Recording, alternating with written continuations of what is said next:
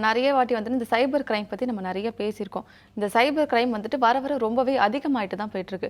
Cyber crime குற்றங்கள் குறையறதுக்கு வாய்ப்புகள் இருக்கா சார்?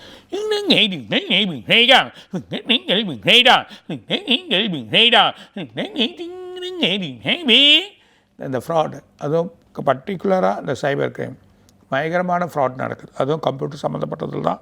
அதுவும் கம்ப்யூட்டரை வச்சுன்னு மற்றவங்களோட பணம் எப்படி இருக்குது, மற்றவங்களோட பிரச்சனை என்ன இருக்குது, மற்றவங்களோட எது வீக்னஸாக இருக்காங்க, அதை வச்சு ரொம்ப ஒரு பெரிய க்ரைம் நடந்துருக்கு. இதில் ரொம்ப நாளாக நடந்துருக்கு. இப்போ இந்த க்ரைமுக்கான வழிகள்லாம் வந்து பிடிக்கிறதுக்கு வாய்ப்பு இருந்தாலும் பெரிய பெரிய ஸ்கேம் பண்ண ஆரம்பிச்சிட்டாங்க. ஏன்னா பணங்கள் தேவைப்படுது, பண வழிகள் தேவை. இதில் என்ன கெட்டதனமாக நம்ம சம்பாதிக்க முடியும், கெட்டதனமாக என்ன ஒரு வழியில் போக முடியும் அப்படின்ற சம்பாதிக்கக்கூடிய நிலைமை இப்போ அவங்களுக்கு வந்திருக்கு.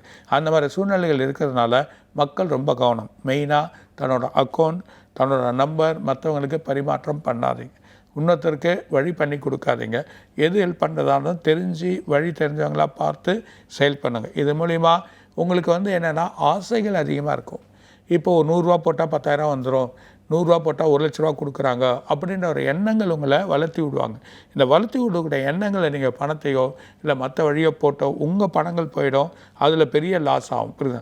சில பார்த்தீங்கன்னா கம்ப்யூட்டர் சம்மந்தப்பட்டதில் ஷேர் மார்க்கெட்டில் 10,000 போடுங்கன்றாங்க. அது 10,000 போட்டு எவ்வளோ பேர் என்கிட்ட வராங்க, 10,000 போடுறாங்க. அது 10,000 வரல. அதுக்கு இந்த பணம் வரத்துக்கு திரும்ப ஒரு 20,000 போடுங்க. இந்த பணம் வரத்துக்கு இன்னும் 2 மணி நேரத்தில் உங்கள் 5,00,000 வரப்போது சொல்லி மிகப்பெரிய ஏமாற்றம் நடக்குது.